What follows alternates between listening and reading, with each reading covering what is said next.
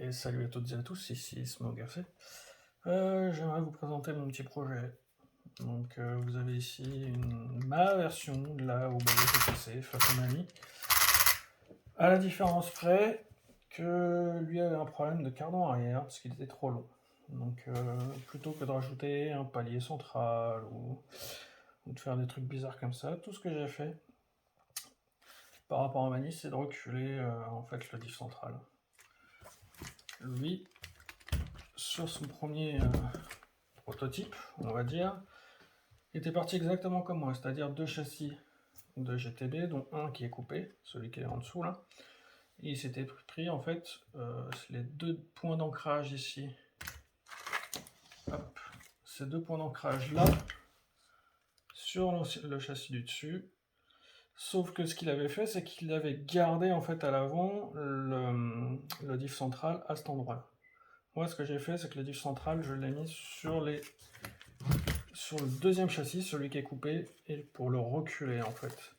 Ce qui fait que, effectivement, les masses sont un peu plus vers l'arrière que sur son proto, ou même encore que sur la VT qu'il a fait récemment. Mais l'avantage qu'il y a, c'est que du coup, on garde un cardan de taille standard. En fait, tout l'arrière du véhicule ici, c'est une GTB. Il n'y a rien qui change. Le train arrière, l'emplacement du moteur, la seule chose qui a été modifiée derrière, et je vais y venir, c'est l'emplacement de l'ISC. Avec cet espace supplémentaire, j'ai pu le passer devant le moteur. Ce qui fait qu'au niveau des répartitions des masses, en 6S, on sera sur du kiff-kiff, droite-gauche. Le problème du coup, c'est que maintenant, à l'avant, j'ai un cardan qui était devenu trop court. La solution que j'ai trouvée, du moins qui m'est tombée dessus, puisqu'en fait, ça vient d'une erreur de commande. J'avais commandé pour un autre véhicule les cardans centraux de la GTB, sauf que je me suis planté, j'ai pris ceux du modèle thermique. Et apparemment, celui du modèle thermique, le cardan arrière est plus court. Ce qui fait qu'ici, en fait, c'est un cardan arrière de GTB essence. Il serait un peu trop court si en fait le problème c'est qu'il rentre très loin dans la noix à ce niveau-là. Ce qui fait qu'au niveau de la noix avant, il serait à 1 ou 2 mm du bord. Tout ce que j'ai fait, c'est mettre une petite cale derrière, ce qui fait que là il bouge juste ce qu'il faut. Il a du jeu, mais pas trop, et il est loin de sortir des noix. Donc, je récapitule comment moi j'ai fait ma GTC. J'ai effectivement eu besoin d'un deuxième châssis de GTB que j'ai coupé en fait à 4 cm à peu près à l'avant de l'emplacement normal du diff central. Et ensuite, je l'ai placé sur le châssis de GTB normal en m'alignant ici avec les deux trous de la cellule. J'ai fait passer les trous de la cellule à travers. J'ai ensuite pris ces deux trous de fixation, j'ai fait les trous dans le châssis qui était déjà découpé. Et pareil à cet endroit-là, les fixations du palier central, j'ai fait les trous dans le châssis et je l'ai boulonné de l'autre côté. À rester aussi à percer sur le morceau de châssis, ces deux trous-là qui correspondent, hop, voilà, ces deux trous-là qui correspondent en fait à la fixation du bac à batterie. Et c'est les seuls trous qu'il y a à faire sur le châssis, la partie arrière du châssis. Ce qui fait qu'en fait, on peut garder comme Mani un châssis propre, neuf, et seulement sacrifier un châssis en 6 trous. Voilà, si j'ai un trou, j'ai eu besoin réellement de faire 6 trous. 4 vis en M4 avec des boulons M4. Et on est parti. Là, l'avant, la boîte radio, je l'ai fixée, enfin, comme j'ai pu, mais pour l'instant, ça tient. C'est nickel. Sur les petits essais que j'ai fait, bah écoutez, ça roule nickel.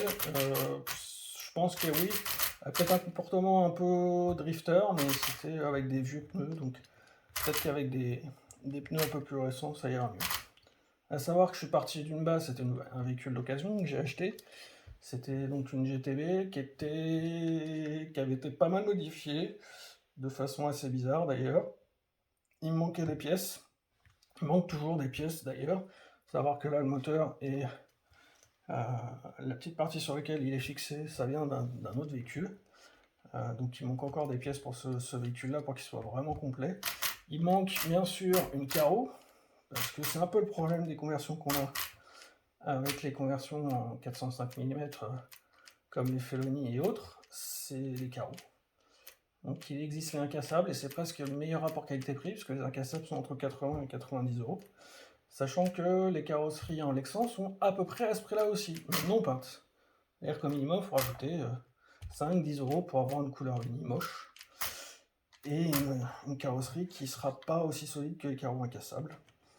Donc ça c'est pareil, c'est ce qui me freine un peu d'aller au bout du projet, complètement, on va dire. Maintenant, je ne sais pas ce que vous en pensez, mais je trouve que c'est le meilleur compromis. Sachant que là, on peut facilement passer en vitesse. Je pense qu'un petit Max 6 passerait. Derrière, on peut mettre le moteur de la longueur qu'on veut. Et ici passerait, je pense, deux petites Gen 16 pour garder un poids raisonnable. Et on pourrait passer en vitesse facilement. Donc j'aimerais savoir ce que vous en pensez, même peut-être ce que Mani en pense. À terme, effectivement, si je vois que ça marche bien, je ferai peut-être appel à RC Baiji pour faire un vrai châssis qui soit peut-être un peu mieux. Peut-être pour l'avant, en fait, il faudra trouver un petit système de cales. Je pense que les cales à ce niveau-là, ce serait le mieux. Au niveau de la direction, en fait, ce serait le mieux. Ça remonterait juste un peu. J'en profite de cette vidéo. Si jamais quelqu'un d'entre vous a... pas le support complet, ça je l'ai. En fait, il manque juste la partie qui se monte sur le moteur. Si quelqu'un a ça en stock, ça m'éviterait d'avoir à acheter tout le support à 50 balles, ça fait un peu cher quand même. Donc bien sûr je l'achèterai, hein. Je ne le demande pas gratuit. Donc si quelqu'un a un support, je sais pas, qui a les trous qui sont complètement foirés, ou quelque chose dans le genre, mais qui a cette partie-là, juste la partie, le chariot moteur, ça pourrait m'intéresser. J'en profite aussi, je veux faire un gros big up à quelqu'un que vous connaissez déjà, mais qui m'a fait un super boulot sur mon autre GTB, qui celle-là est toute neuve. Vous allez, c'est marqué dessus. C'est LB Painting. Bon, c'était juste pour le démo. Hop là. Qui m'a fait un boulot magnifique sur cette carotte GTB. Je sais pas ce que vous en pensez, mais moi je la trouve mortelle. Donc un gros big up à lui, il a été super rapide, il a pris le temps en fait entre deux carreaux de manie pour me la faire. Un tarif super sympa, donc franchement gros big up à lui. Et pour finir, voilà le monstre tel qu'il est. Là c'est une autre ambiance, hein. C'est pas la carreau de la GTB de LB, là c'est... Voilà, c'est comme ça pour l'instant que je vais la rouler pour les tests. Je vais peut-être lui rajouter un aileron quand même. Mais voilà, juste pour la blague, je vais vous montrer ce que ça donnait en ordre de marche.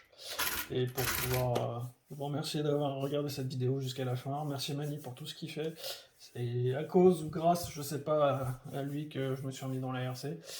J'en suis à 6-7 RC là-haut dans l'atelier. Bon. Mais bon, pour moi je m'éclate. Et je m'éclate même quand je regarde cette vidéo et tout. Donc merci à lui encore. Et merci à vous encore. Et à la prochaine. Roulez bien. Ciao ciao.